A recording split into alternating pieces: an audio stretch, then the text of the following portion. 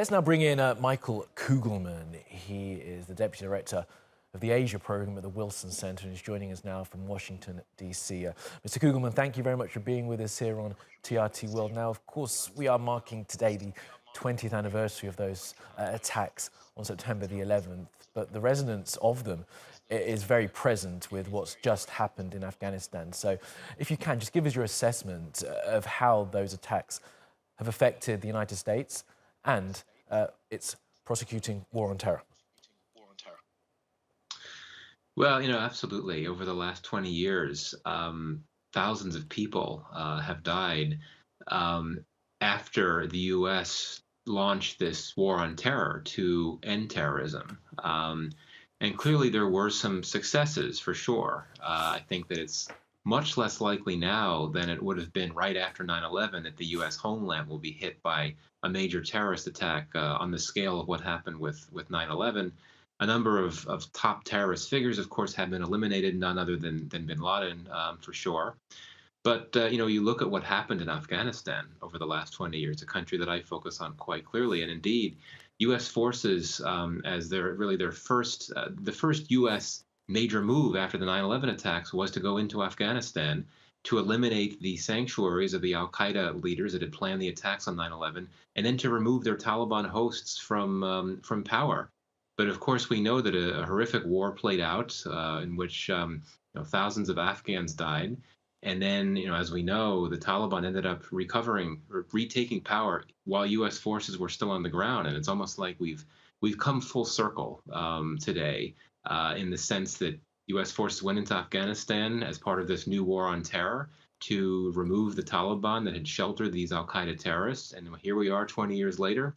U.S. forces have come home, but the Taliban is back in power. So it really is quite sobering, but certainly doesn't take away from the continued impact of the 9/11 attacks. It was such a seminal moment for so many Americans of my generation and also my parents' generations as well. Probably not since Pearl Harbor had the U.S. experienced such a traumatic event as what happened 20 years ago today. It was an extremely traumatic event, and of course, a retaliation, a reaction was inevitable. But I do wonder, it's not always useful to try and reimagine history, but perhaps lessons can be learned in the thinking of the way that the war on terror was then prosecuted. It did take over 10 years from the invasion of Afghanistan to capture Osama bin Laden. From your understanding of Afghanistan and the way that the Americans and NATO forces dealt with that country, was there another way of the United States feeling like it had responded properly to what happened on September the 11th, 20 years ago? Well, back in those early days after the 9/11 attacks, there was so much anger and so much emotion in the U.S., including among officials, which one can recognize and understand. And so while there may have been some differences in views between senior officials on what the best path forward was, there was a lot of strong support within the Bush administration for the need to do something, so to speak, for the need to take revenge for what had happened in the 9/11 attacks. And that's why, when the war was first launched in Afghanistan, there was a strong degree of public support here in the U.S. for the war. It was only in subsequent years that it became less popular. But for me, I think where the U.S. went wrong, well, we went wrong on many levels, but where we first went wrong is that the U.S. achieved its initial goals. It eliminated the al-Qaeda sanctuaries. It removed the Taliban from power within just a few months after entering Afghanistan. The U.S. then had an opportunity to wrap up the war. The Taliban essentially said that it was ready for negotiations, for reconciliation, but the U.S., the administration, preferred to fight at that point. They continued to fight for nearly 20 more years, leading to horrific loss of life and an end that really did not benefit U.S.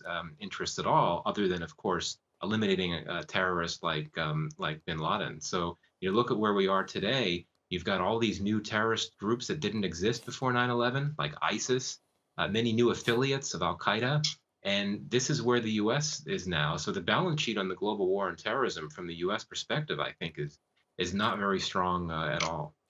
And Michael Kugelman, the lack of willingness that you point out there in the US at that time, once Al-Qaeda had been removed from Afghanistan, the Taliban were defeated, to talk to the Taliban, and then, of course, the subsequent invasion of Iraq. Now, while unforeseen circumstances can't always be picked up because they are unforeseen, surely many people in the Bush administration and obviously the following Obama administration could see the kind of dangers that they were fostering, perhaps, in the way that they were prosecuting this war on terror. Why don't you think that those lessons were learned at the time? Well, you could call it hubris, you could call it arrogance, you could call it not properly understanding the nature of the problem at play.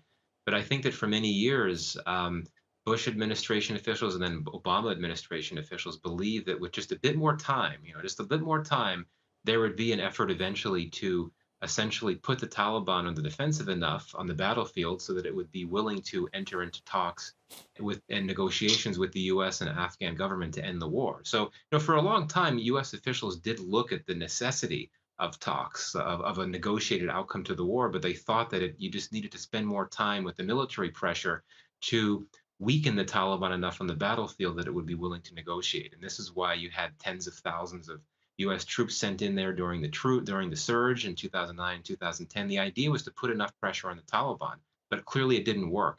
And the failure to acknowledge or recognize that that would be the case, I think that's one reason why things ended up the way that they did. Yeah, and finally then, Michael Kugelman, are we still too close to this to have a proper perspective on it? Of course, the NATO forces withdrawal from Afghanistan just happened a couple of weeks ago. We are now marking the 20th anniversary. Are we still too close to really draw lessons from what happened on 9/11, do you think? Well, I think that certainly there are many lessons to be drawn, and you could look at this in a domestic context in the U.S. That the U.S. or the Bush administration undertook a number of new laws and policies involving more surveillance and other actions that really violated civil liberties in a big way. You had significant levels of Islamophobia that were happening in the U.S., and it was really very ugly. And I think that not being attentive enough to the risk of those things playing out and focusing more on the immediate need to do everything possible to go after the terrorists, I think that not achieving a proper balance there is certainly a lesson to be learned. But beyond that, I think what's very clear is that the U.S. has been very good at starting wars, but it's been much less successful at ending them in ways that bring peace and in ways that serve U.S. interests. As I said before, I think the U.S. and everyone else would have been a lot better off had the U.S. wrapped up its military presence in Afghanistan immediately after achieving its initial goals, including eliminating the Al-qaeda sanctuaries. And of course, that happened so early in the war. It happened at the end of 2001. Yeah, when we saw that moment of George Bush on the aircraft carrier with the banner "Mission Accomplished," wasn't it? Okay, Michael Kugelman from the Wilson Center, do appreciate your analysis, sir. Thank you very much for being with us.